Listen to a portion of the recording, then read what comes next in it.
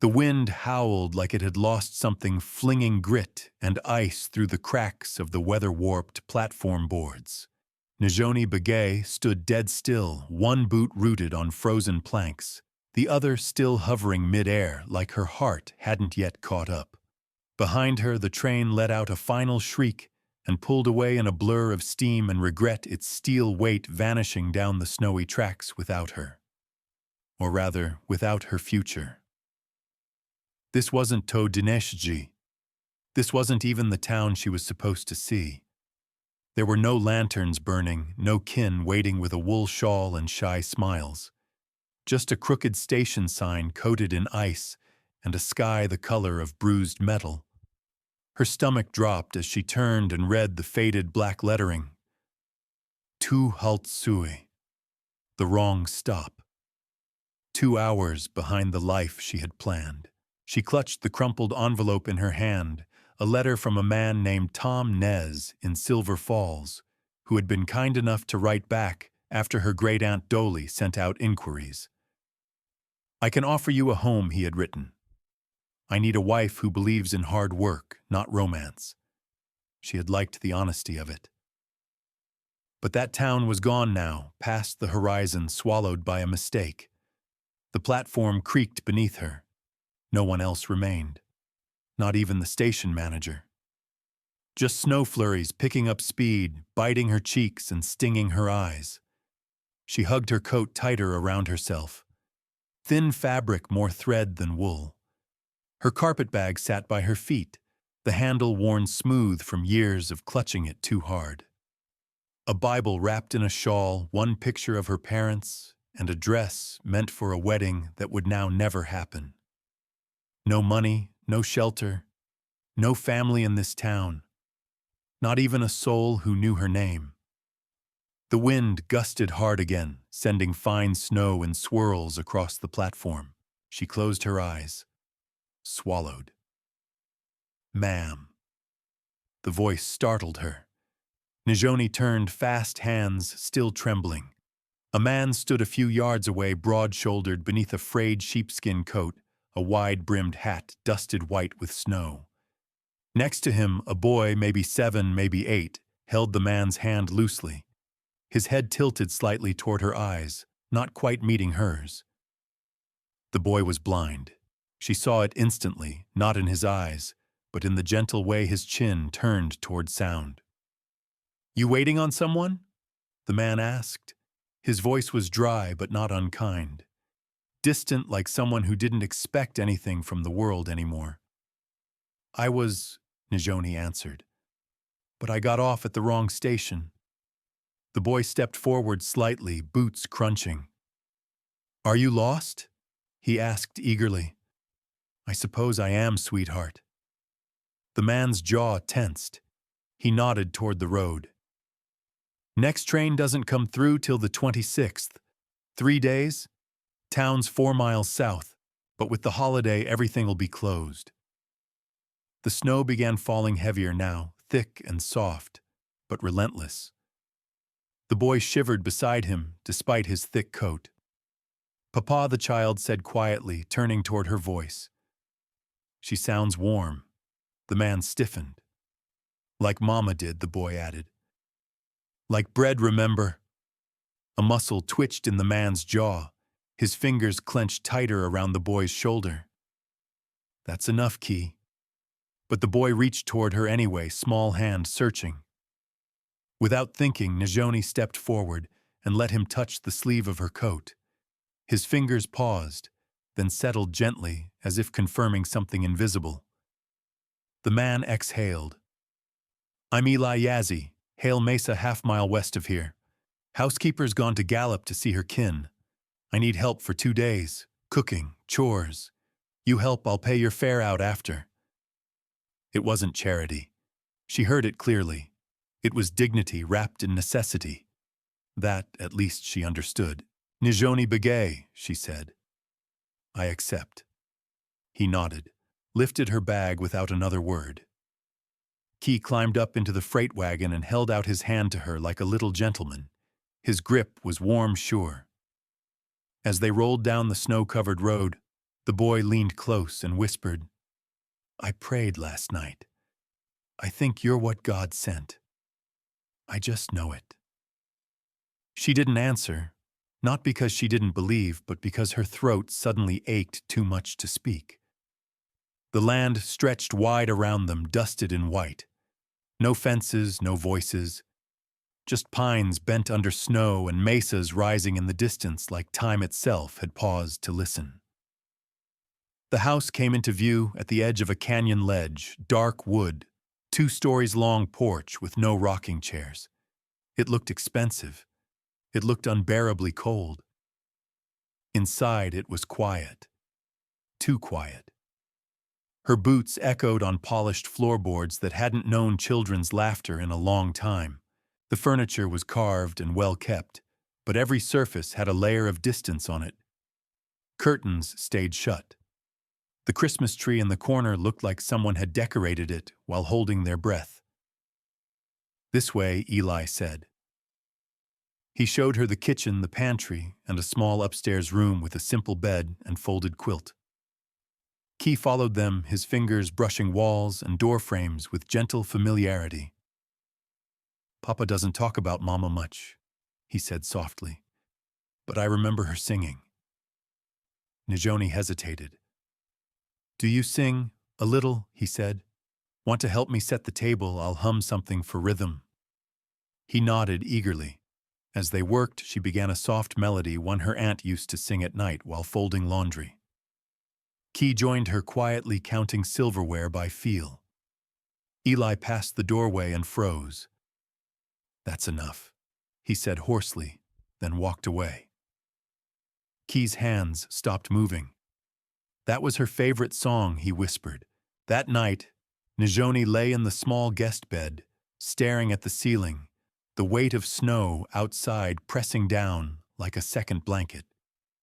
She listened to the creaks of the house, to wind rubbing against the walls, to footsteps pausing outside Key's room. "Dear God," the boy whispered clearly into the dark, "Papa's so lonely. Please send us a mama for Christmas. Please." The footsteps lingered, then faded. Najoni closed her eyes, pressed her hand to her chest just above the ache. This was not where she was supposed to be, but someone had known better. Snow tapped the window pane like fingers insisting she stay just one more day, just long enough to see what the morning would bring. The morning crept in, slow, pale, and cautious, as if it wasn't sure it was welcome. Light edged through the upstairs window in thin gray lines, landing soft on the wooden floor of Najoni's room. She lay awake, listening to the distant groan of old beams and wind brushing against the eaves, like it was searching for a way back in. Her fingers rested lightly over her chest, still warmed by the echo of the boy's prayer the night before. She rose quietly and dressed, smoothing the creases from her skirt with steady hands. Her boots whispered against the stairs as she descended each step, creaking under a weight that wasn't just her own. She carried something new now, something invisible, but heavy. The kitchen was still. Shadows stretched along the walls. She moved through them like someone remembering the steps to an old song, placing kindling in the stove, setting a pot to boil. She found flour lard salt. Her hands remembered Aunt Dolly's rhythm, knead, fold, turn. Not because anyone expected biscuits, but because her body needed to create something warm.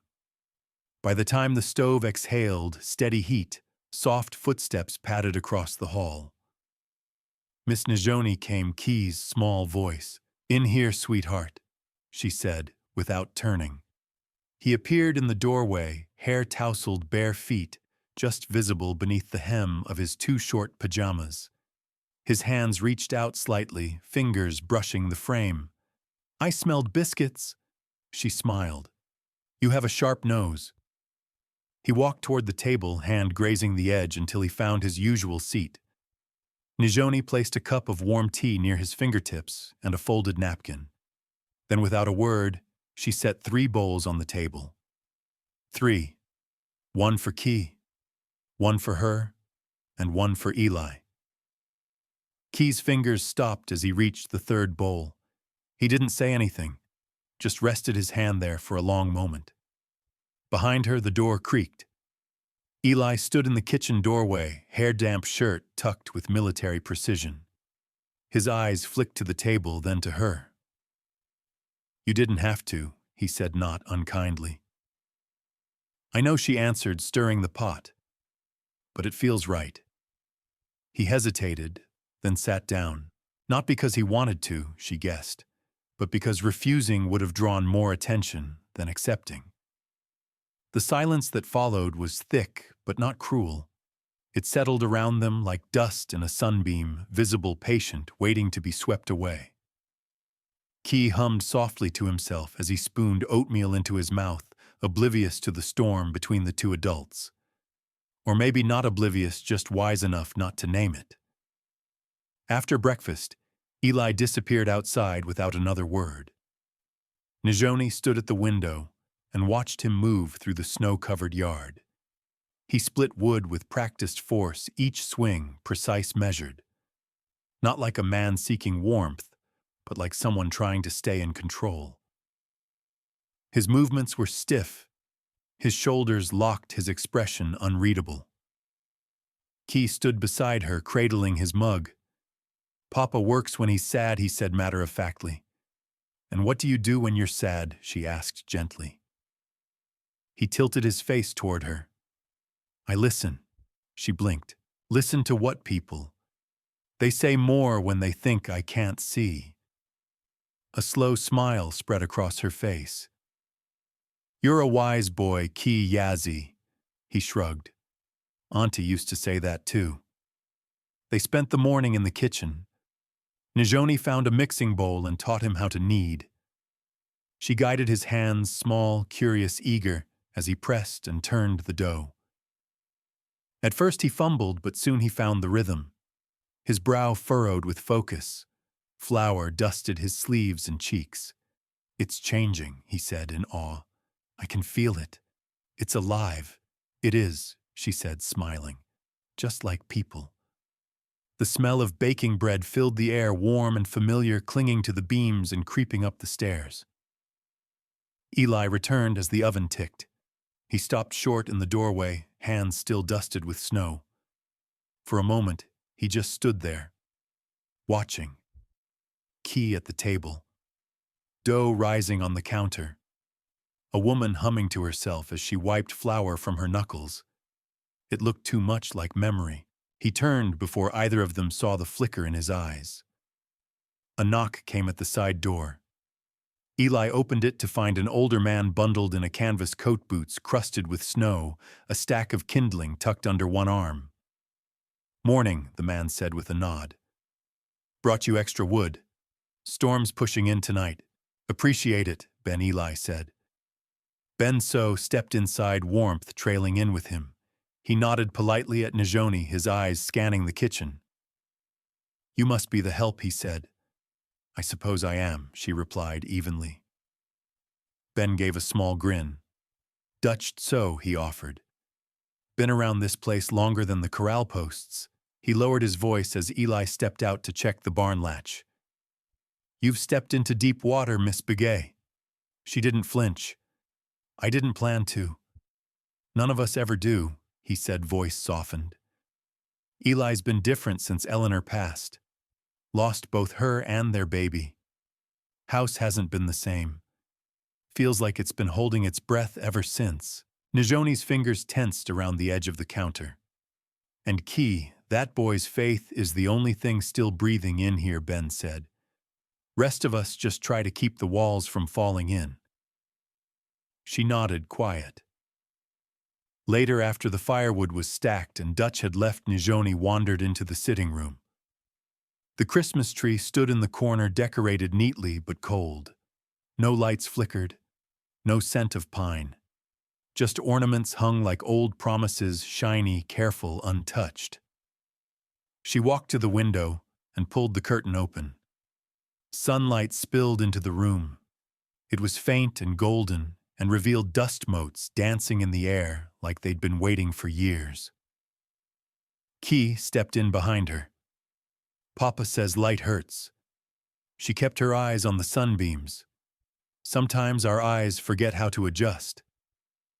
Upstairs, she found Key's room neat, too neat. His clothes folded perfectly. The bookshelf half empty. A single leather-bound book rested on the nightstand. She picked it up gently. Braille primer Papa tried teaching me, Key said. But he'd get frustrated. Would you like to try again? He paused. Then truly, they sat on the floor beside the bed. She traced the raised dots with him, letting their fingers move slowly over each shape. Her patience was steady. His eagerness made the room warmer than any stove. In the hallway, Eli passed by and paused. The sound of his son reading whispering half-formed syllables drifted into the hall. The sight of Najoni beside him, her hand guiding his, filled the doorway like a memory breaking through. He stepped away quickly before they noticed, but something had already started to crack open inside him. The dust was dancing, and somewhere in the corner of the house the silence wasn't quite so still. This house isn't empty, I realized. It's holding its breath, afraid that if it exhales, it might break apart. Snow fell sideways by mid-morning, the wind picking up with an angry insistence that made the walls of the house groan under its breath. Najoni stood by the stove rolling biscuit dough again, not because anyone had asked her to, but because her hands needed something steady to hold. Outside, the wind beat against the shutters like it wanted in. Inside, everything remained too quiet. She'd grown up around homes with voices where even silence had warmth. Aunt Dolly's humming the crackle of cornbread crust in the skillet, the soft scraping of chairs as cousins sat down to supper. Here, every sound was an interruption. Even the floorboards creaked like they were trying to apologize. In the hallway, Key's feet padded across the floor with that soft, sliding shuffle she was beginning to recognize as his normal. He followed the smell of baking like a guidepost. I heard you singing again, he said as he found his chair at the kitchen table. I didn't mean to wake you. You didn't. His fingers reached the edge of the seat and found his mug. It sounded nice. She smiled to herself. Well then, I'm glad. Key set about placing silverware as he had the morning before, quietly counting 1, 2. Najoni watched him pause at the third place. His fingers hovered over the bowl she'd laid there again. He didn't say anything, just brushed its rim lightly before pulling his hand back. The message wasn't in the words, it was in the silence that lingered afterward. The door creaked. Eli entered, snow caught in his hair collar, dusted white. He looked from the stove to the table, then to the third bowl, and his jaw tightened slightly. I made blue corn mush this morning, Najoni said evenly. Thought it might warm everyone up.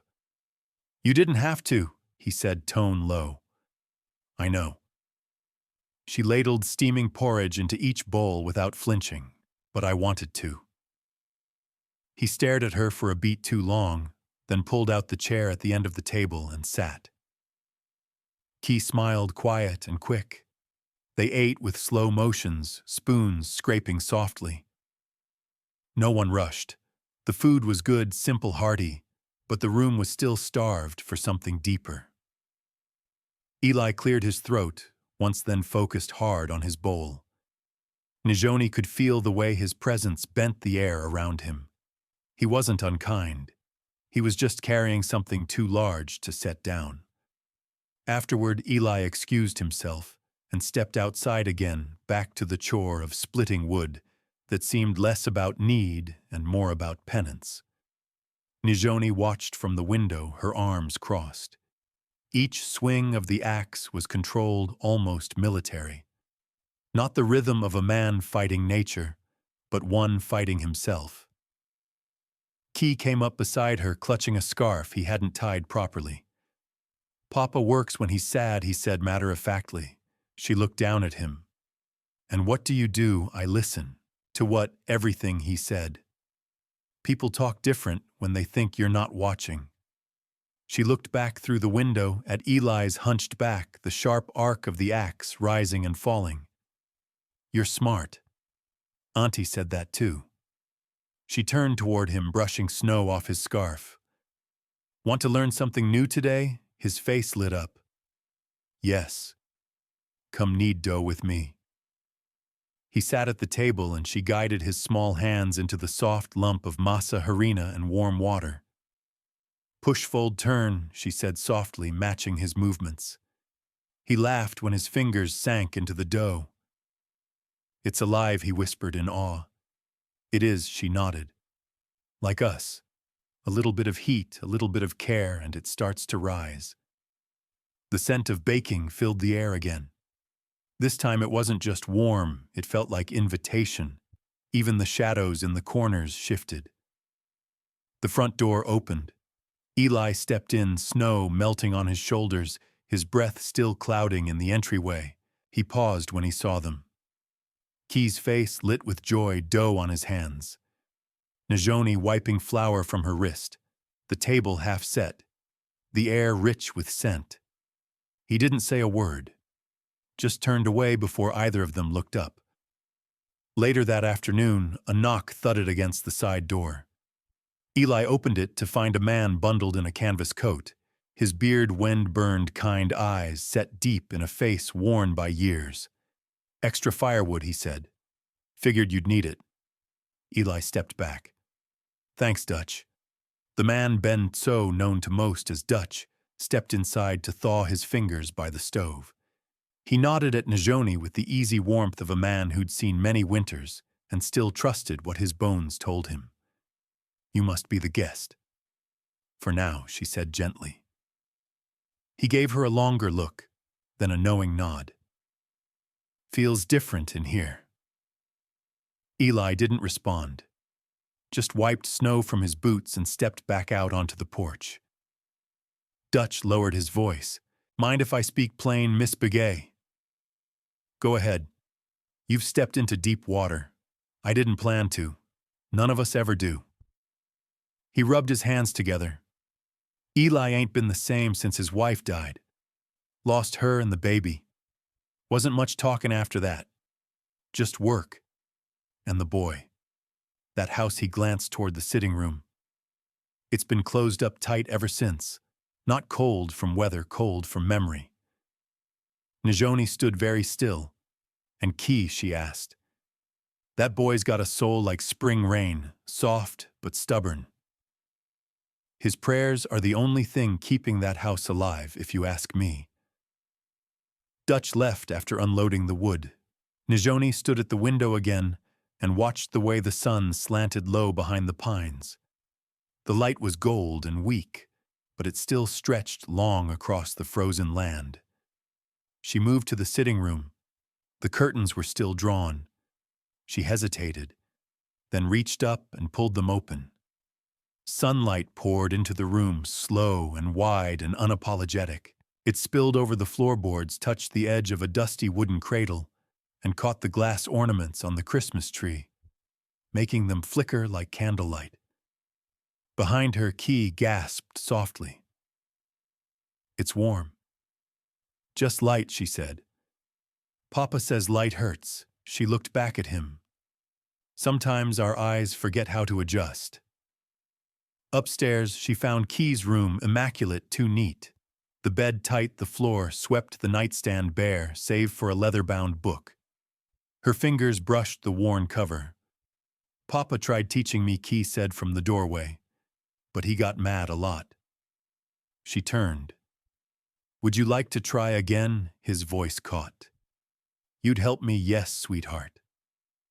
They sat together on the floor, his fingers gliding clumsily over the first raised line of dots. She whispered the sound.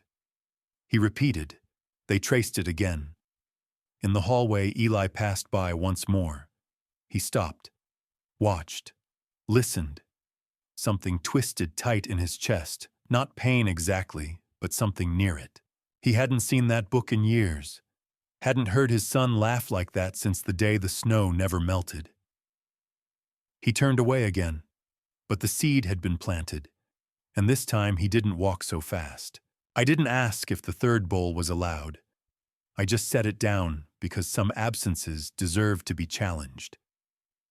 The air smelled like snow and smoke sharp and clean as Dutch guided his mule-drawn sled back up the lane, his tall frame steady on the runners despite the wind cutting across the mesa. Nijoni stood on the porch, watching him go, arms crossed beneath her shawl.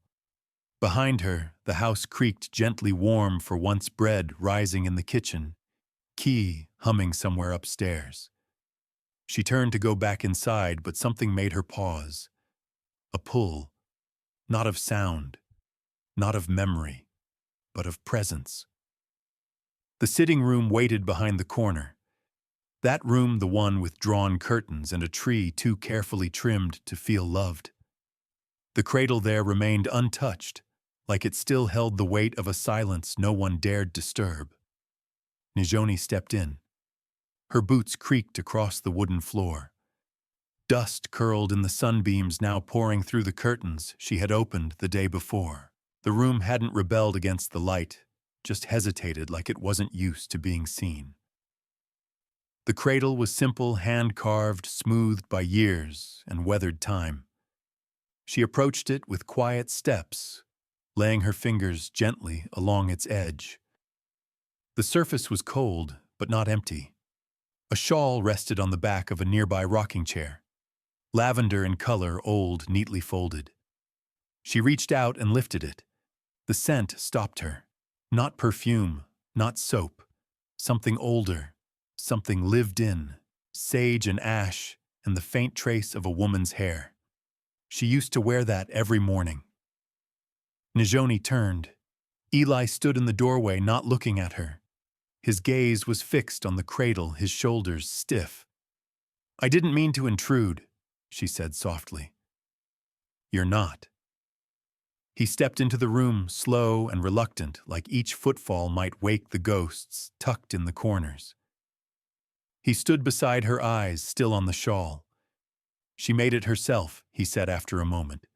"Spun the wool, dyed it with berries from the canyon. Said it reminded her of the early sky before sun touches the rim. It's beautiful. She died in this room." The words dropped heavy final.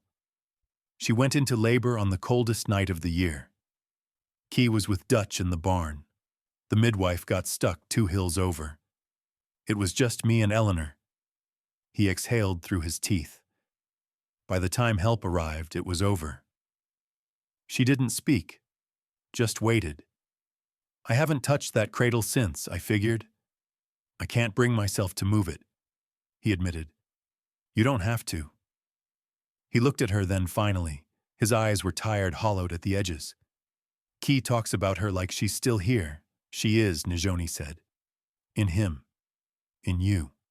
In the quiet." Eli gave a low sound, half sigh, half something closer to surrender.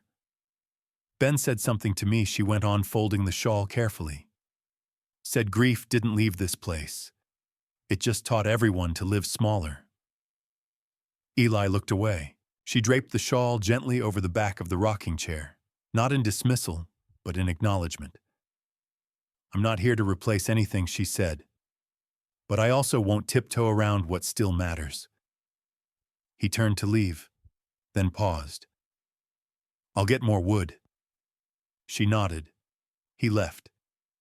She sat down for a moment in the rocking chair, her fingers resting on the arm worn smooth by years of touch. The cradle beside her creaked gently in the draft. It didn't feel haunted. It felt waiting. Upstairs, Key called out, his voice cheerful. She rose. The room had seen her, and she had seen it. The house didn't breathe easier yet, but it had blinked. Later that afternoon, snow began falling again, fat and slow, like feathers loosed from the sky. Nijoni stood with Key in the kitchen. He leaned against the table, feeling the flour scatter under his fingertips. "You opened the curtains again," he said. "I did. Papa never does." "I know." "Did it hurt?" She paused. "A little," but it helped too.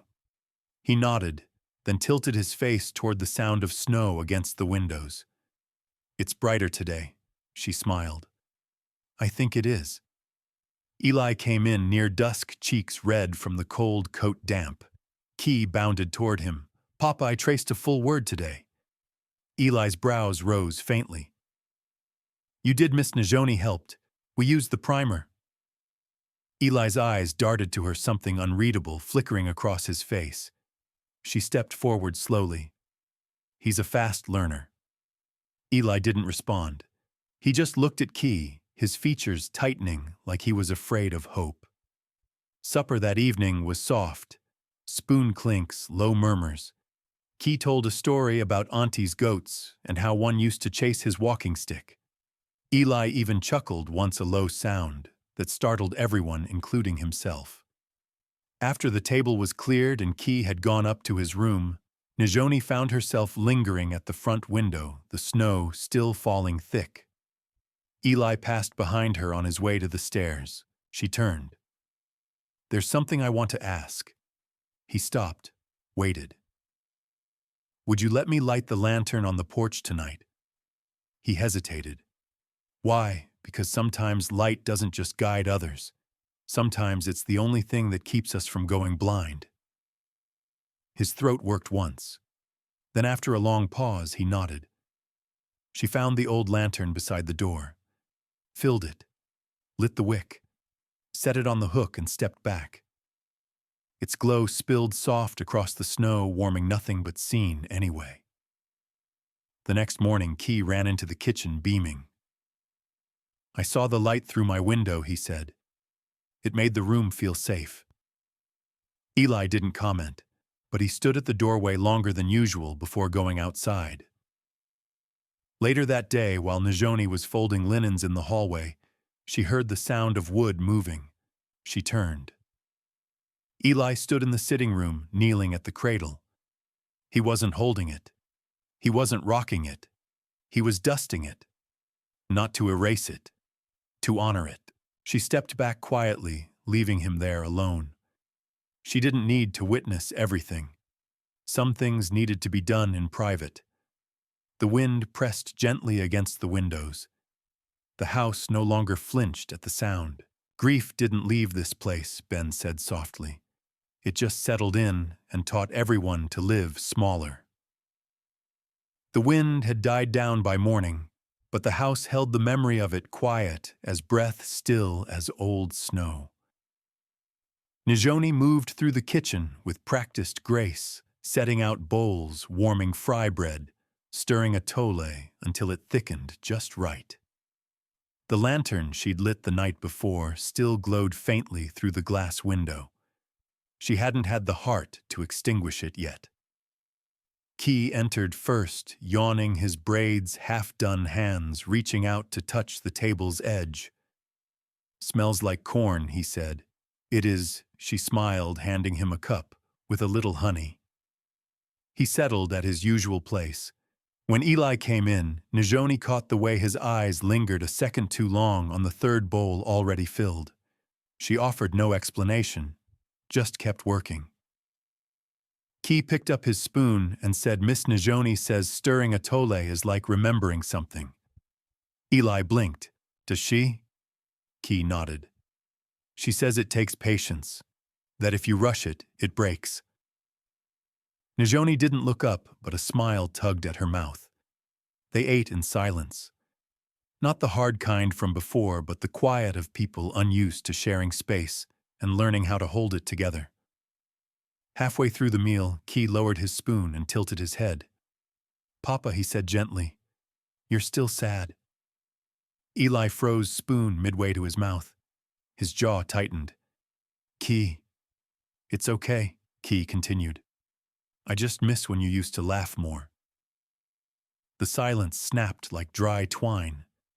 Eli's chair scraped back as he stood. His voice was sharp, too sharp.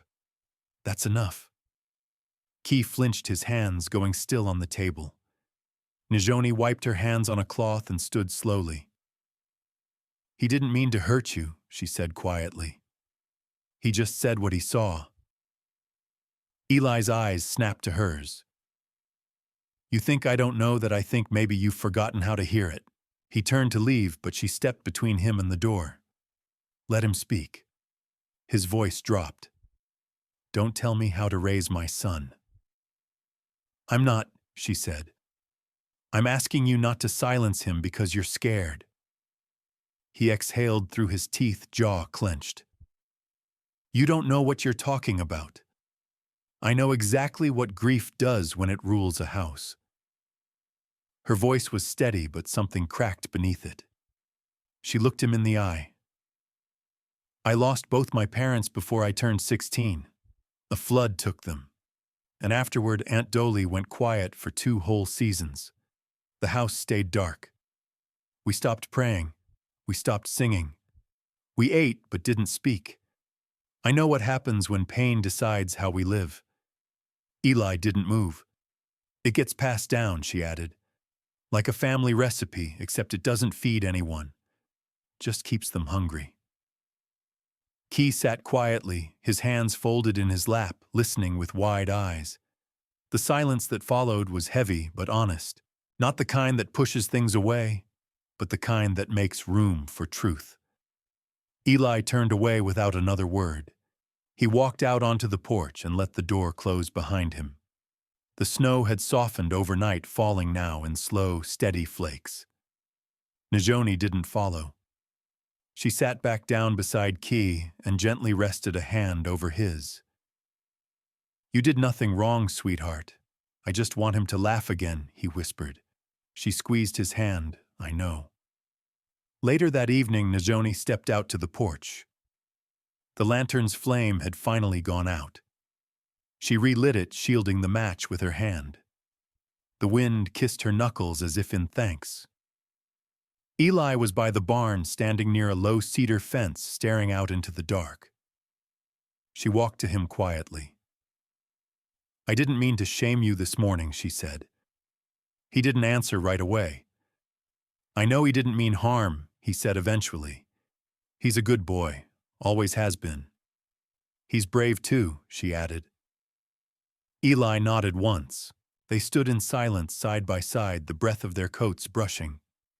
She was strong, he said at last. Eleanor. Too strong, maybe.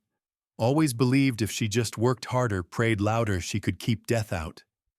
She died believing she had failed. She didn't. He looked at her, something raw in his eyes. She died in childbirth in pain. I wasn't enough. And after that, I didn't know how to live without betraying her memory. You think love is betrayal? He hesitated. Sometimes. It isn't, Najoni said. It's continuation. They stood in silence again, the wind curling around their boots. Key needs more than I can give, Eli said finally. And I'm scared. She looked up at him. So am I. That night, Najoni lay awake, the ceiling above her a blur of shadow and lamplight. She heard footsteps on the floorboards, soft and uncertain. Then pause. Then retreat. The sound made her ache more than words. In the morning, the kitchen felt colder. The stove hadn't been lit. The table sat empty. A single envelope lay at its center. A train ticket. Gallop to Silver Falls. December 26th. Her name written in careful, hard strokes across the front. She stood staring at it for a long time, unmoving. Then she folded it shut and left it on the table where it waited like a verdict. Key came down moments later, rubbing sleep from his eyes. When he saw the envelope, he froze. You're leaving, his voice cracked on the last word. She knelt beside him. I promised someone else I would. His lower lip trembled. I prayed for you. I asked God. She pulled him close. Then I believe God answered, even if only for a short while. Eli entered the kitchen, coat already on, gloves in hand. He saw the ticket, the boy's face, her quiet stillness, and his features hardened. That's enough, he said, voice clipped. Key ran out of the room, the echo of his feet sharp on the stairs. Najoni rose slowly. Her voice was calm, but the fury behind it buzzed beneath her ribs. "Children don't forget love," she said.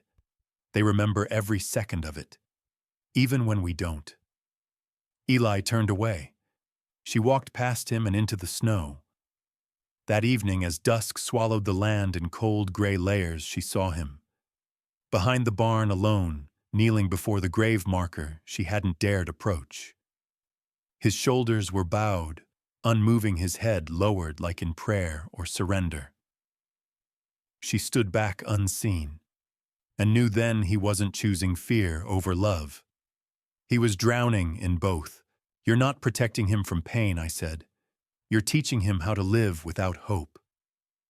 The sky turned slate gray on Christmas Eve, thick with a storm that hadn't quite broken. Najoni woke before light. Her body chilled before her feet even touched the floor. The house held its breath again, tense and unsure, like it knew what day it was, but didn't know how to live inside it. She dressed slowly, tying her shawl tight and wrapping her hands around her arms. The carpetbag sat by the door downstairs, just where she'd placed it the night before. It leaned slightly to one side as if ashamed of itself, like even it knew the truth she wasn't ready to go. But the ticket inside it said otherwise. In the kitchen, she set water to boil and began mixing masa for fresh bread. Her fingers moved out of instinct. Knead, fold, breathe. Bread was honest. It asked for patience, not perfection. It gave back warmth if you gave it time. Behind her, soft footsteps approached. Key appeared in the doorway, his hair tousled, sleep still clinging to the corners of his eyes. "You're still here," he said cautiously. "For today," she answered, turning to offer a small smile. "Christmas Eve deserves breakfast." He nodded slowly, then stepped toward the table. He reached out, fingers brushing the wood, searching for the bowls. As he laid each one out, his voice barely whispered under his breath, counting 1, 2. At the third bowl, his hands hesitated again. "Papa sleeps in the other house now," he said softly. She paused her mixing. "But he used to eat with Mama every morning, every Christmas." She didn't correct him, didn't fill the space with explanation or hope. She simply knelt beside him and touched his arm gently. Sometimes holidays hurt the people who loved hardest. Key tilted his head. "Then why do we still have them? So we remember," she said. "And so we learn how to love again." The boy considered that. His face didn't brighten, but something steadied behind his expression. When Eli entered moments later, the sight of Najoni kneeling beside his son, shoulders close, voices low, stopped him. He didn't speak, just stood there as if unsure if he was intruding or already too late. "I invited Ben for supper," he said finally, voice rough. Najoni rose. "That's good."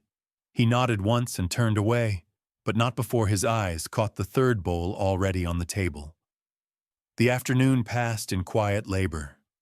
Najoni baked, Key hummed, Eli chopped wood with too much force. The scent of cinnamon and corn filled the house, wrapping around the silence until even the walls felt warmer. Key laughed once when flour dusted her cheek, and the sound, light and unexpected, made Eli pause at the edge of the porch. It reminded him of something he wasn't sure he was ready to remember. By late afternoon, the kitchen was glowing, windows slightly fogged, the lantern lit once more on the porch. When Ben arrived, stomping snow from his boots and shaking off his hat, he paused in the doorway.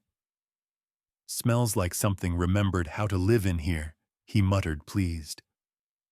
He handed over a jar of preserved peaches and kissed Najoni's hand like a courtly uncle. Then he bent to speak to Key, who had been setting the table with careful precision. "Looks good, son," Ben said. "Best Christmas table I've seen in years." Miss Najoni helped. Key beamed. Eli sat with a stiffness that hadn't yet thawed, but he didn't leave the room. They ate together, the five of them, the meal passing slow and steady. Laughter wasn't loud, but it existed. A few stories, a few silences, enough warmth to soften the places that had stayed cold too long. Halfway through the meal, Key set down his spoon and lifted his face toward his father. "Papa," he said quietly, "are you mad at God?" The table went still. Eli's spoon hovered mid-air. He didn't speak. "I just wondered," Key said gently, "because I asked him to send us help, and he did. And you look angry about it." Ben glanced away. Najoni froze, hands still on the edge of her plate. Eli rose from the table, his chair scraping the floor hard. "Enough," he said tightly. "You don't understand." Key didn't flinch. "I understand plenty," he said, still calm. "I understand you're afraid." Eli turned sharply, jaw tense. "I need air." He left the house, the door slamming behind him. The silence that followed rang through the rafters. Ben sighed, reached for another biscuit, and muttered, "Well, that was overdue." Najoni stood and followed. Outside, the snow had returned, light, steady, soft. Eli stood near the fence line, his back to the barn shoulders, heaving as if holding in a storm. "You shouldn't let him speak to you that way," he said when he heard her approach. "He spoke the truth," she replied. He looked at her eyes, fierce. "I'm trying to protect him. By teaching him love leaves his breath caught. You don't get to decide that he snapped. He'll survive." "Children survive many things," she said, "but they carry the scars." He turned away, fist clenching near the post. "I can't lose again." "And if you never love again?" she asked quietly. "What does he learn?" Then Eli didn't answer. The wind did brushing past them with a cold that reached bone. She moved beside him, but didn't touch. Let the moment breathe. "I know it hurts," she said. "But silence doesn't protect people. It just teaches them how to be lonely." He looked down, snow catching in his hair. "What if I can't do it?" "You don't have to be perfect," she said. "You just have to try." That night, Najoni couldn't sleep. The house felt still again, but not in the same way. She heard Eli's footsteps pacing the hallway, pausing near Key's door, then hers, then moving away. She rose and crossed to the window. Outside, behind the barn, she saw him kneeling again at the grave. The lantern from the porch held in one hand, snow building on his shoulders like old shame. "Please," she whispered into the dark. "Show him how to come home." Inside the Bible on her nightstand, a breeze had turned the pages without her noticing. Her aunt's old underlined verse stood sharp in the lamplight. "To everything there is a season, a time to mourn and a time to dance." She closed her eyes and breathed deep. Morning would come, and with it one last chance. If you teach him that love always leaves. I said into the dark, "Then what will he believe when I'm gone?" The house stirred like something waking from a long, hesitant sleep. Christmas morning rose clear and gold, the sky above the mesa soft and forgiving. Sunlight reached through the windows before anyone spoke. It touched the rocking chair, glinted off the rim of the cradle, slipped beneath the door to the kitchen, where Najoni already stood barefoot on the cold floor, mixing masa with chilled fingers and stubborn grace. The carpetbag still sat by the door. The train ticket was tucked inside, tucked like a folded truth no one wanted to open. She moved through her tasks quietly, working the dough as if it could still change something. Bread meant time. Bread meant waiting. Bread meant you hadn't given up. Behind her came the familiar sound, bare feet, careful steps, breath held before words. "You're still here," Key whispered from the doorway. She turned, wiping her hands on a cloth. "Good morning, Key. Is it still Christmas?" he asked, tentative. "It is." He smiled a little. Not wide like before, but enough. He climbed into his chair and began setting the table. One, two, his hands hovered, then finished the third bowl with care. But his shoulders sagged under something heavy. "Papa's in the other house again," he murmured. Nijoni knelt beside him, brushing flour from his cheek. "He used to sit here with Mama on Christmas, every year." "I remember. I know, sweetheart." He glanced toward the window, then back at her. "He doesn't like Christmas anymore. Sometimes holidays hurt the people who loved hardest." He tilted his head. "But if it hurts, why do we keep having them?" She paused. "So we remember," she said gently. "And so we learn how to love again." The boy's eyes widened and something steadied in him, like singing the same song even after someone stops playing the drum, exactly like that. Behind them, Eli entered, boots slow on the floor. He carried in a basket of wood, the scent of cedar following him. His eyes found Nijoni and Key, head-to-head soft voices, and something flickered across his face. He cleared his throat. "Dutch is coming for supper." Nijoni nodded. "We'll be ready." He nodded back. Didn't flee, didn't stay, just stepped out again, quieter this time. The day passed like something being rebuilt. She and Key baked slowly apple fry bread, roasted squash, sage stuffing from a recipe Aunt Dolly had scratched into her memory years ago.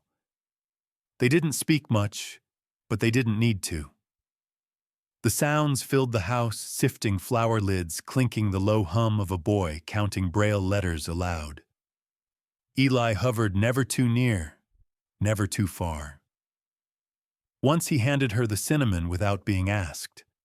Once he laughed, surprised by it, when Key stuck his hand straight into a bowl of whipped honey. Near dusk, Nijoni slipped upstairs. Her feet took her without thought to the room at the end of the hall. Eleanor's room. She turned the knob gently and stepped inside. The air was still. Not cold, just still. The bed was made, the cradle empty, the shawl folded neatly across the chair like a memory that had learned how to wait. She didn't touch anything.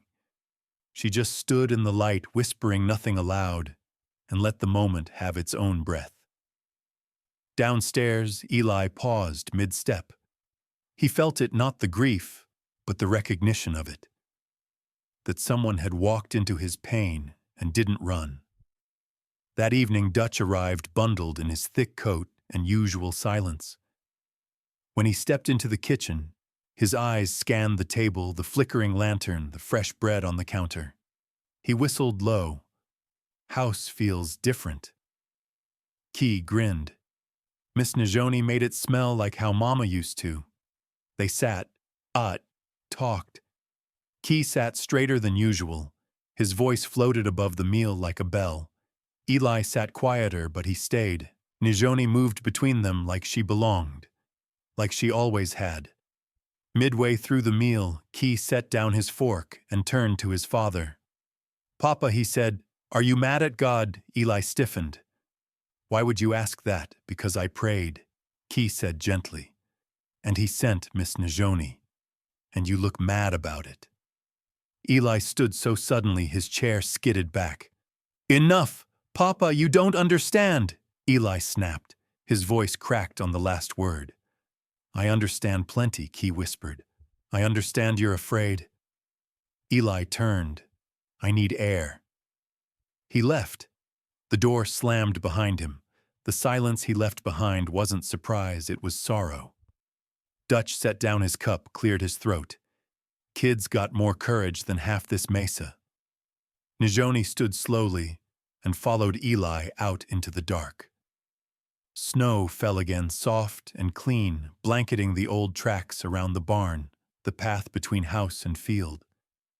She found him standing near the fence, shoulders hunched, hands clenched at his sides. "You shouldn't let him speak to you that way," he said without turning. He spoke the truth. "I'm trying to protect him. By teaching him love leaves," he flinched. You don't get to decide how he remembers things, she continued. You only get to decide what kind of father he has now. He turned toward her. His voice was low and cracking. You don't get to come here and I'm not trying to fix you, she said. I'm trying to stand beside you. He swallowed hard. What if I can't? You don't have to be perfect. Just present. He looked away. I can't lose again. And if you never love again, what does he learn? Then snow collected on his shoulders, slow and silent. I told myself grief honored her, he said. That silence was loyalty. And now I'm not sure anymore. They stood like that for a long while. The only sound was the wind. When she returned inside, Key had fallen asleep at the table, his hand still clutching his fork.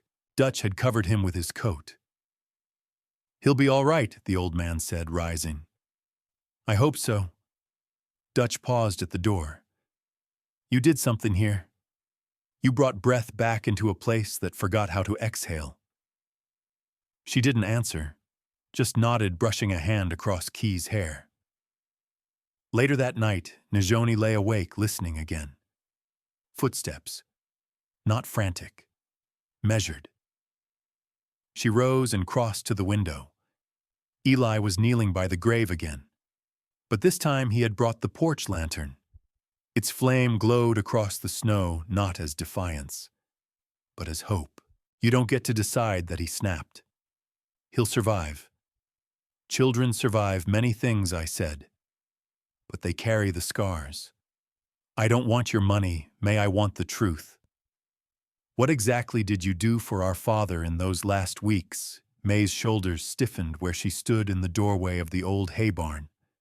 The wind had shifted just enough to push the smell of warm hay and oiled leather through the gaps in the planks. Clara's voice still rang in the rafters, sharper than the cold snap that had rolled in overnight. You've got some nerve asking me that now, May said quietly, but her tone curled like barbed wire. She turned fully to face Clara, arms crossed over her chest. After everything, Clara didn't budge. Exactly. After everything. I need to know why he left it all to you. Not just the land, his journals, the original deed, the vault key. You were the one who handed me that check like it was a tip after supper. May looked down, then slowly walked over to the edge of the loft, where the hay bales were stacked unevenly. Her boots scuffed the old wood. You think I bribed him? Blackmailed him, Clara said nothing. Her silence was answer enough. May exhaled long and low and leaned against the beam. He was dying, Clara. You and Luke were off building your lives, and I was here wiping spit from his chin and helping him to the outhouse. You want to know what I did for him? I didn't run. That's what I did. That's not enough reason to cut us out. No, May said, but it was enough for him to start talking. Clara's brows furrowed. About what May's eyes flicked up cautious. About what he did to Mom before she died. About the deals he made with folks who never came through. About how guilty he felt for turning this place into a shrine to regret instead of a home. You never told us, Clara said, stunned. All this time he made me promise, May whispered. He was ashamed, said he didn't want y'all looking at him the way he looked at himself. But that last week, he couldn't carry it anymore. He started writing letters, pages and pages. I found them one morning stacked beneath his coffee mug, half-stained and soggy. One to you, one to Luke. But he never mailed them. Clara stepped closer, her heart thudding. Do you still have them? May nodded slowly. Locked in the vault, along with the title and everything else he left me to sort. Why didn't you show us? Clara asked. Why let me believe you were just greedy? May blinked back something that looked too much like pain. Because I was angry too. I didn't ask for this. I just wanted him to tell y'all himself while he still could. But he waited too long, and then it all fell on me. The land, the guilt, the weight of his story. Clara sat down on a half-baled bundle. Her legs didn't want to hold her anymore, and the money he added me to the account 3 weeks before he passed. May said, her voice even now. Said if he didn't do it, the county would tear everything apart in probate. He knew Luke would fight, and you'd disappear to save your own skin. I was never running from this family, Clara said, bitter. I was trying to find a life where I wasn't always being used. I know that now. They sat in the quiet hum of dust and old stories, a slow rhythm in the barn, like the creak of memories shifting on beams. What else is in the vault? Clara asked finally. May hesitated. The deed to the land goes back farther than any of us thought. There's a document from 1883 with great-grandfather Levi's signature. But there's more. There's a letter addressed to whichever daughter returns last. He wrote it 3 days before he died. Clara's lips parted. You never opened it. May shook her head. He asked me not to. Said I'd know when it was time. Maybe this is it. Clara stood slowly. Then I want to see it. May studied her for a moment, then turned and headed toward the ladder. Come on. The walk back to the main house was quiet. Dry leaves scraped across the porch like whispers. Inside the parlor still smelled of coffee and cedar, same as it had the day they'd carried their father out the front door. May reached behind the old hutch and pulled out a tin box. It rattled slightly as she placed it on the kitchen table. She unlocked it with a small brass key around her neck and lifted the lid. Faded papers. A photograph of their parents on their wedding day. 2 bank slips. 1 envelope, thick and worn, sealed with wax that bore the imprint of their father's cattle brand. She handed it to Clara.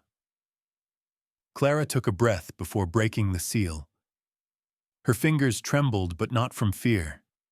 It felt like the closing of a door, or maybe the opening of a long-forgotten one. The letter was written in shaking script, to the daughter who stood furthest from me. If you are holding this, it means you came home. That was always the real inheritance, whoever came back for more than just money. I failed all of you in different ways. I gave May the weight of my guilt.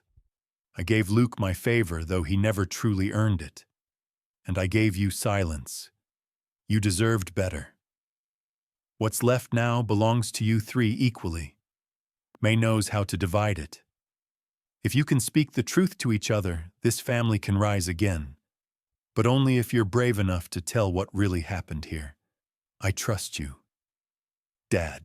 Clara read it twice. May leaned on the sink, her face unreadable. I didn't know it said that, May murmured. Clara folded the letter carefully. He wanted honesty. May nodded. Then maybe we start there. With Luke. Clara looked up sharply. Luke won't listen. Maybe, May said. But maybe he'll hear something if it comes from both of us. The idea was fragile, uncertain, but it flickered like a lantern in a snowstorm. Clara slid the letter back into its envelope and handed it to May. Tomorrow, Clara said, her voice firmer now. We tell him everything. May's hand closed over the envelope, and for the first time in years, her eyes looked almost peaceful. Outside, the wind kicked up again, rattling the windows. But inside, something had shifted. Not forgiveness, not yet, but a start. And tomorrow they'd face the brother who'd turned his back, because this time they had the truth. And that was stronger than any inheritance. The full Chapter 9, 1,100 words, will now continue seamlessly following the logic and emotional arc from Chapter 8, and including the main quote as promised. I would have stayed in the shadows forever if she hadn't touched my hand like that, like I was worth something.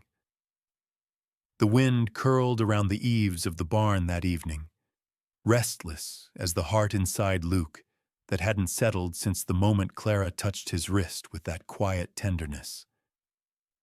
It wasn't the kind of touch that made a man feel wanted. It was deeper. Like he was real. Like he was here. He stood over the feed bin's grain, slipping through his fingers, lost in the sound it made dry and steady, like something he could control. Everything else in his life felt like wild horses. Clara had moved through the day like she belonged, but not like she was trying to prove it. She cooked supper with Rue, then helped little Jesse stitch the tear in his jacket, listening to his lisping stories with patience no one else gave. She'd even climbed up into the loft to sort old tack, her laughter floating down like summer breeze when a barn owl startled her. Luke hadn't seen her like that before. He hadn't seen anyone like that in years. After supper, when the others settled into the quiet rituals of the night, Eli and Ruth arguing softly over a deck of cards, Jesse dozing with his boots still on. Luke walked out into the yard and sat beneath the porch lamp, the old rocker creaking under his weight. The night air held a bite, but he didn't care. He needed the stillness, needed the dark to sort through whatever storm had stirred up in him. Clara stepped out without a word, shawl wrapped around her shoulders, carrying 2 mugs of something hot. She handed him one, then sat on the step just below him, sipping slowly. They said nothing for a while. The kind of silence that wasn't awkward, just waiting. "I saw you staring at the mountain this morning," she said finally. "What's up there?"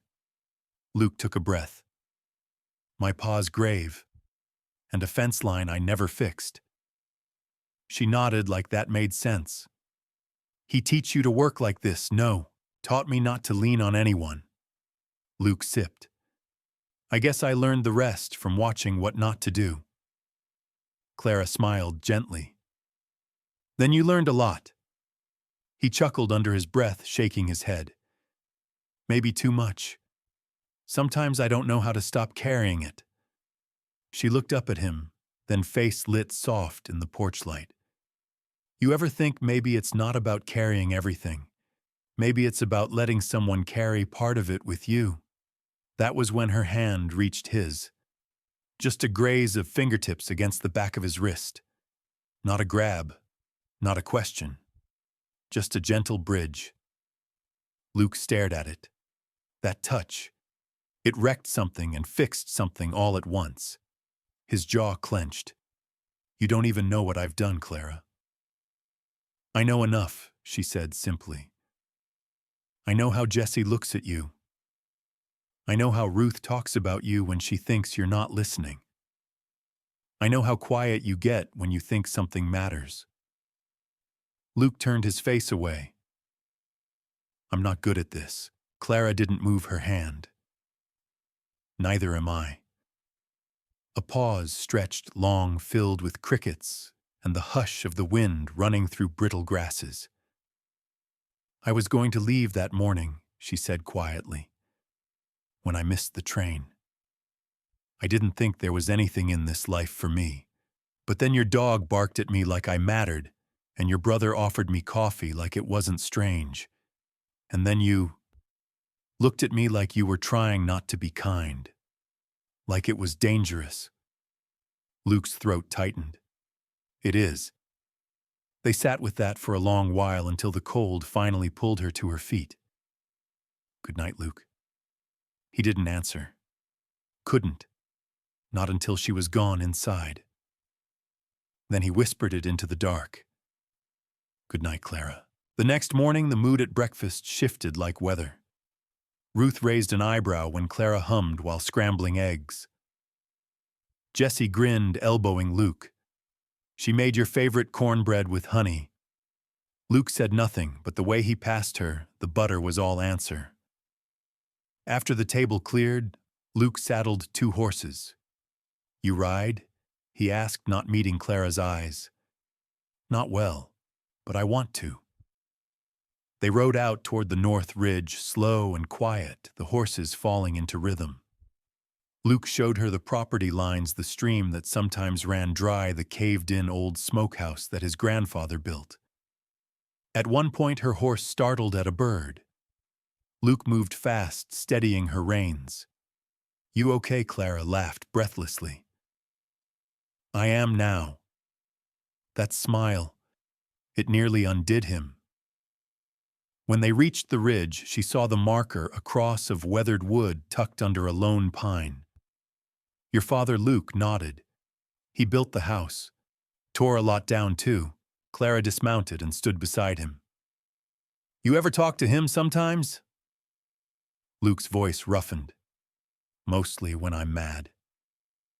She knelt and pressed her palm to the earth. You built something different, Luke.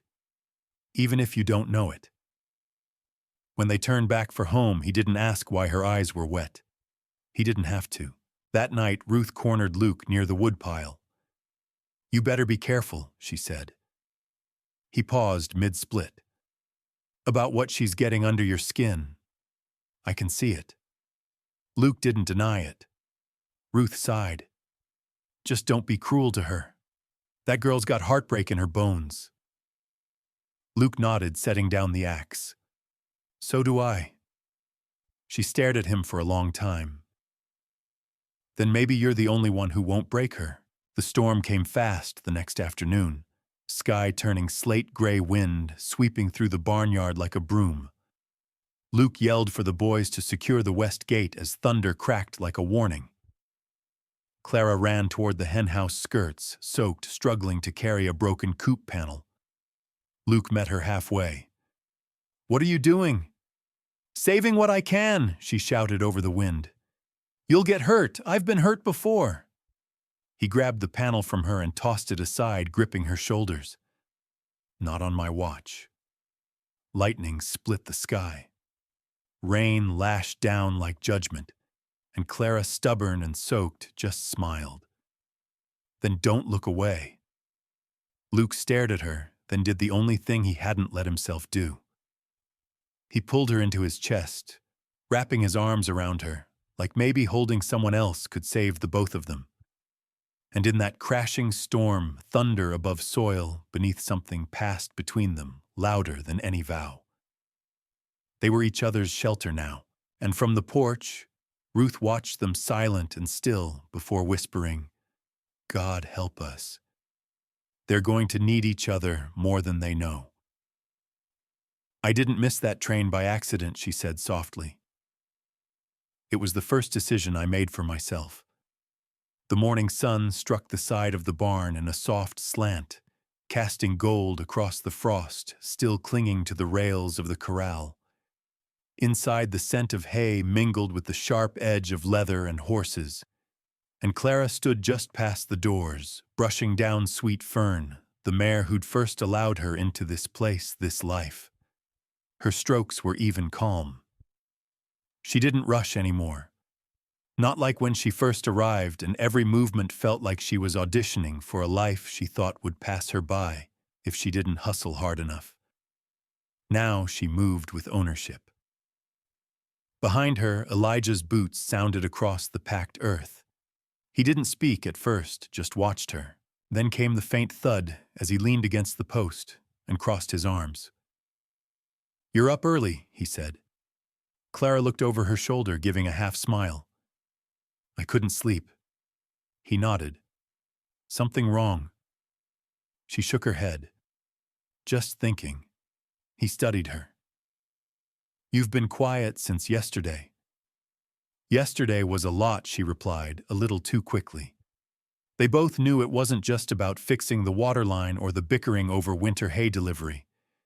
It was about the way Ruth had looked at her when she'd asked Clara point blank what her real intentions were with Elijah, and the way Clara had answered without flinching honestly, but not entirely. Clara had taken the train ticket out of the blue tin box late last night and laid it on the windowsill. The same ticket Ruth had found in her bag and quietly returned days ago without saying a word. I never asked, Elijah said after a pause. Why you missed that train? Clara slowed her brushing. I didn't miss it. Not really. He tilted his head. She turned fully to him now, brushing hair off her face with her sleeve. I mean, I didn't trip and fall and lose track of time. I sat there, on the bench, watched it pull away. Silence hung between them like breath in cold air. I was supposed to go back to nothing, she said quietly. To the same silence, same people telling me I should have been something else, or that I was already too late. But I looked down the platform and I realized that train didn't represent safety. It represented surrender. Elijah's brow furrowed, but he didn't interrupt. Clara swallowed her throat thick. I think I just wanted someone to tell me I could stay, but no one ever has, not in my whole life. So I decided to tell myself. The moment held like a held breath. And then Elijah, slow and careful, stepped toward her. You told me once you were only here till spring. I did. Is that still true? Clara looked down at her boots. I don't know. It was easier to say back then. Like if I said it first, no one could be disappointed when I left. He nodded, eyes dark and unreadable. And now I don't want to run. But I'm afraid of what staying means. A gust of wind whistled through the barn rafters, and a flock of crows burst into the sky, outside their wings, a sudden riot of noise. Clara stepped back and gathered the brush into the tin pail. Elijah, she said, not looking up. You've built something real here, something solid. I've been living in between my whole life. I don't know how to belong to something that doesn't disappear. He reached out gently, taking the pail from her hands. Maybe it's not about belonging to the place. Maybe it's about the place belonging to you. Her eyes lifted, startled. You've stitched yourself into this land already, Clara, whether you see it or not. Her lip trembled. I don't know how to believe that. Then let me show you, he said.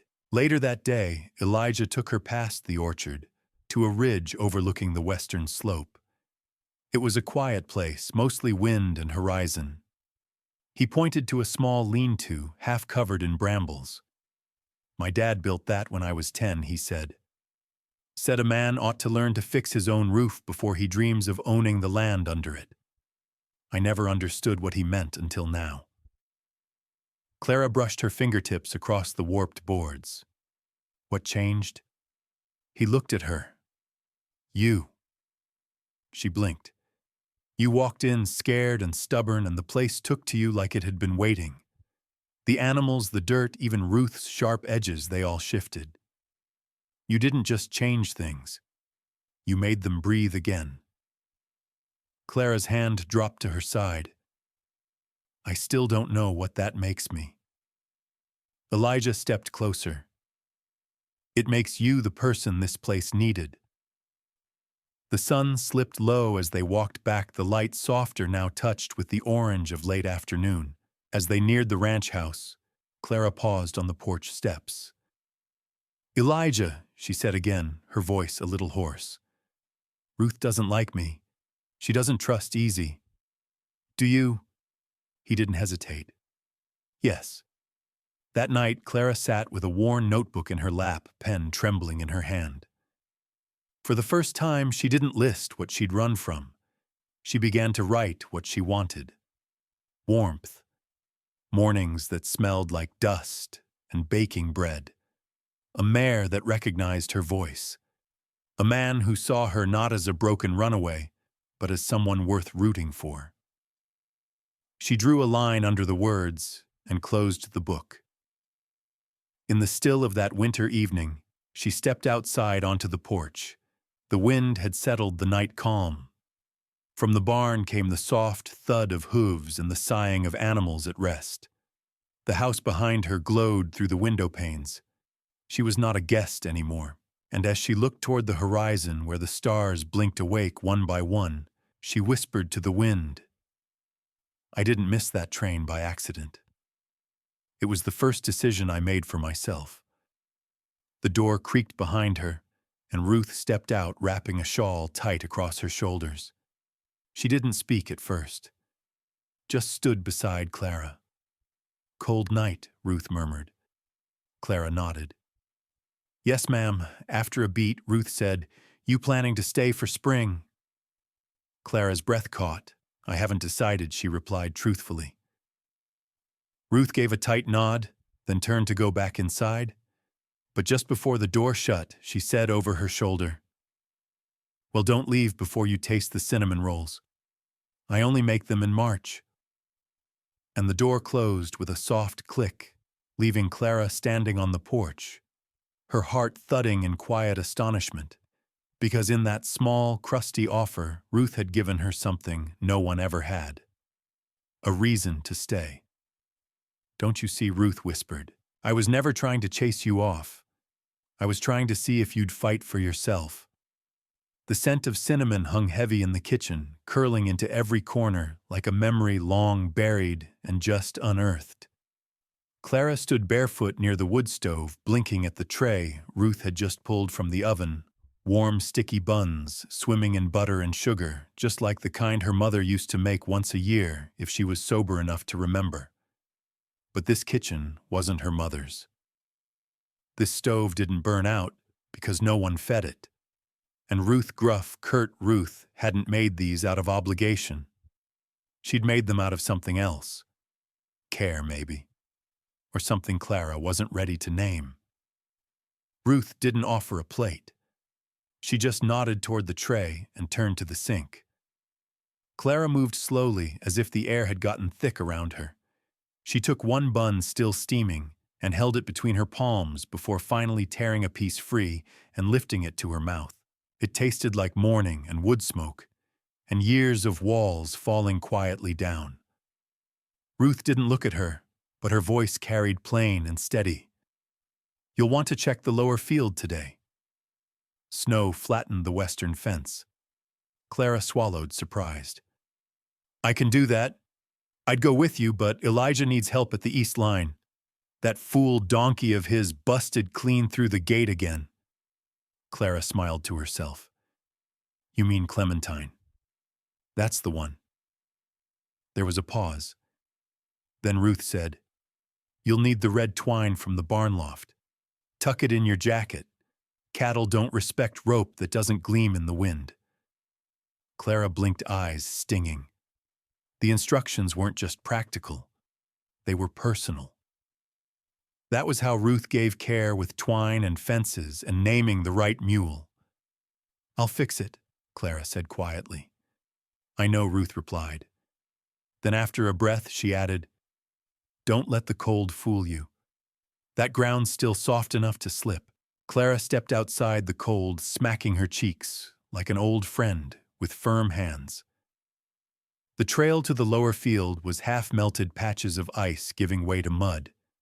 She moved carefully, the twine in her pocket.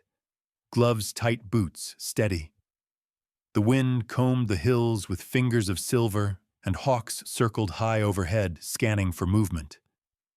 When she reached the edge of the fence line, she spotted the break 3 posts down one horizontal board, cracked clear in 2. Tracks, hoofed and human, were scattered in the mud. And just beyond the downed line stood a woman. Thin, wrapped in a frayed green coat, her hair wild from the wind, and her arms tightly wrapped around herself. Clara's breath hitched. The woman looked like a ghost from some life she had nearly escaped. Can I help you? Clara called, stepping closer. The woman startled and spun her eyes wide. I'm sorry, I didn't think anyone lived this far out. Clara studied her instinct prickling beneath her skin. We do. This is Black Ridge Ranch. The woman's face flickered recognition, regret. I didn't mean to trespass, she said quickly. I just needed somewhere to sit for a minute. I didn't expect... Clara waited.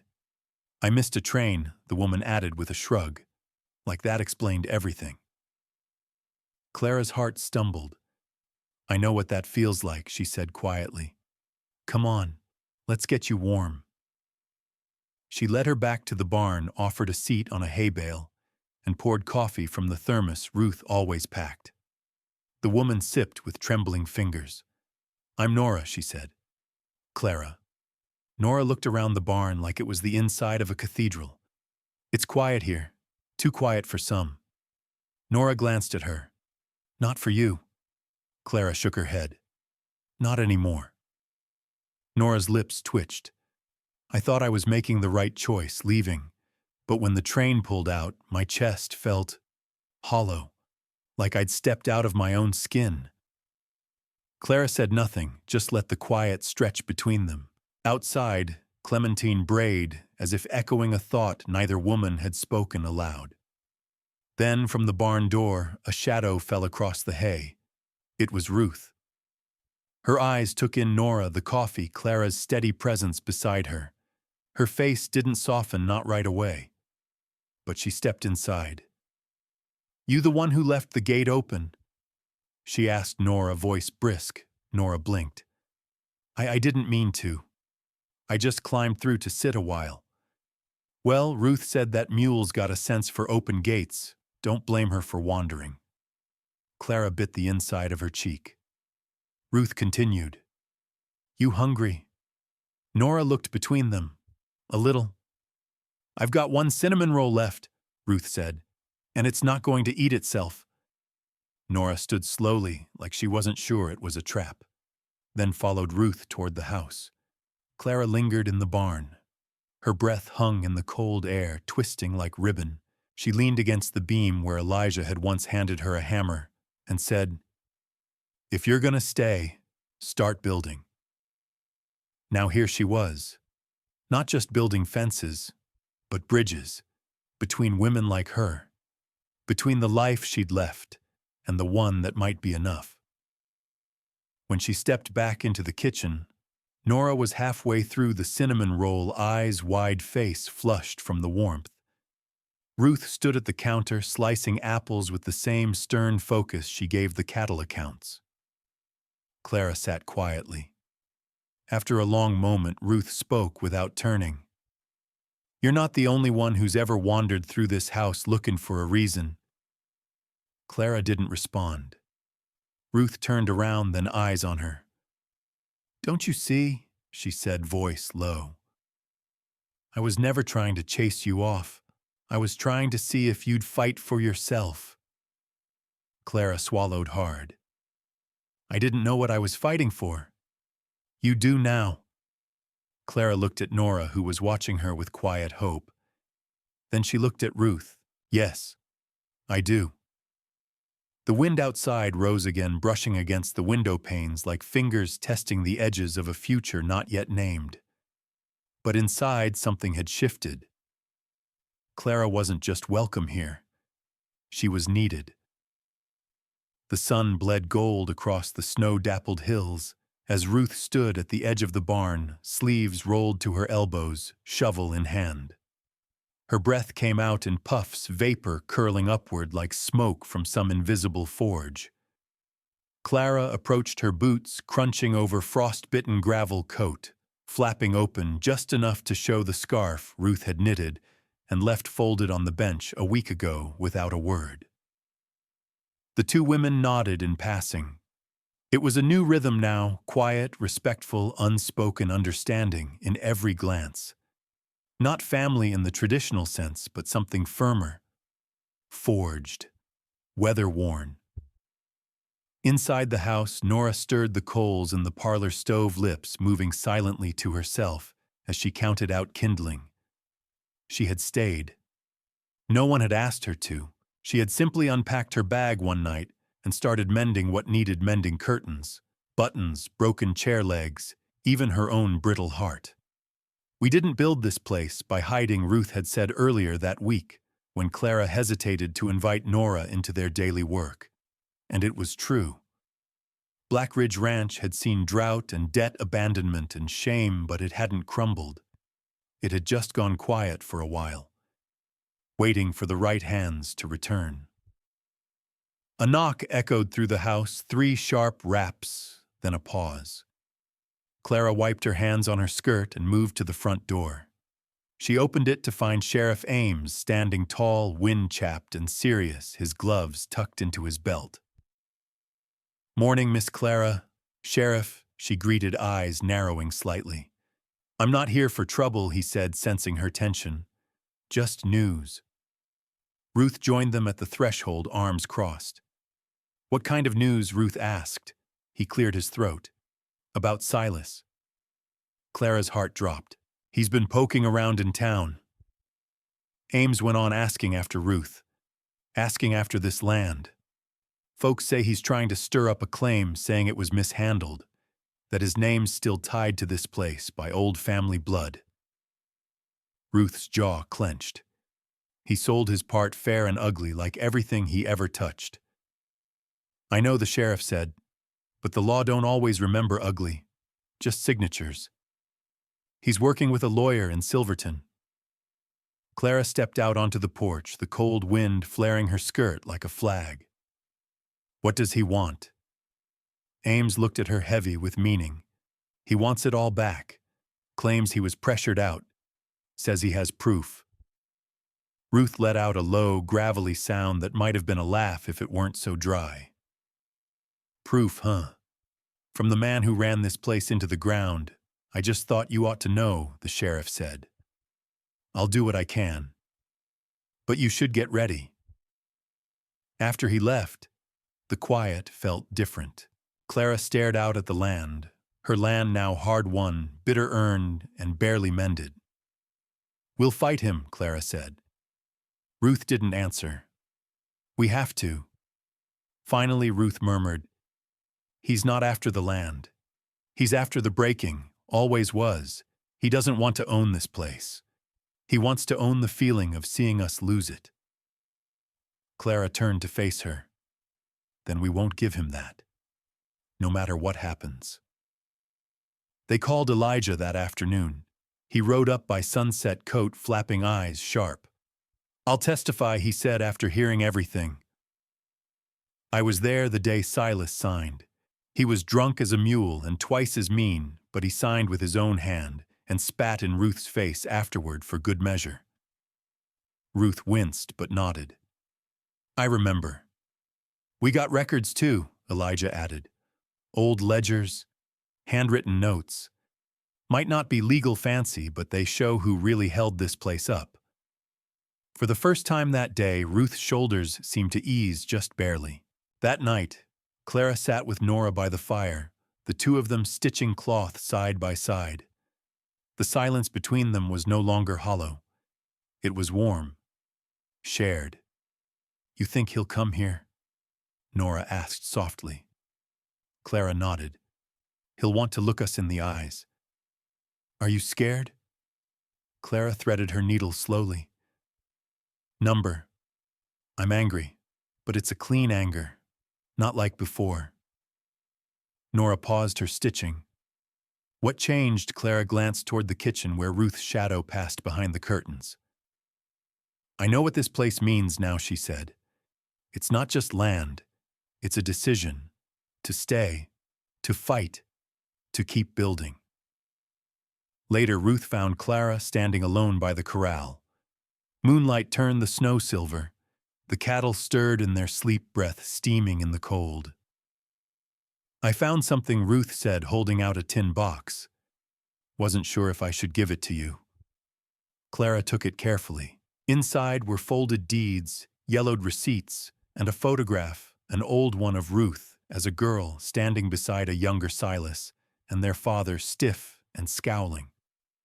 Behind them, the house barely more than a shell at the time. Clara looked up.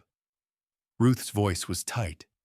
He wasn't always cruel, but he liked control more than he liked people. Clara closed the box. This helps. Thank you. Ruth's eyes glinted in the dark. You'll do better with it than I did. You did fine. No, Ruth said. I survived. You're the one building something. The wind shifted, carrying the scent of pine and smoke. A storm was coming, they could all feel it. But for the first time they had warmth. Allies, roots. And when it came, they wouldn't be driven off the land like ghosts. The quote Ruth had once written in a ledger echoed in Clara's mind, scrawled in that firm, looping hand, some things are worth losing if it means you finally get to keep what matters. And this time Clara knew what mattered. The educational lesson learned from this story is that healing and legacy are often found not in reclaiming what was lost, but in choosing what is worth building now. The past may hold pain, but it does not have to hold your future. When we stand firm in truth and community, we create something stronger than blood, something chosen. Especially in the later seasons of life, it's not too late to protect what matters and make peace with what tried to break you. Holding on to dignity, purpose, and connection can offer more than any inheritance ever could.